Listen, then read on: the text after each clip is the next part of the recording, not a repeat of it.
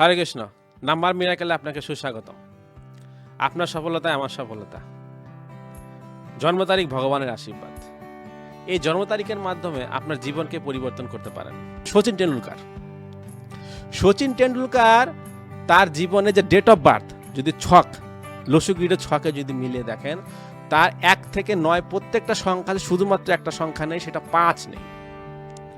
আর সচিন টেন্ডুলকার যে নামটা আছে সেই নামটা 5-এ আছে।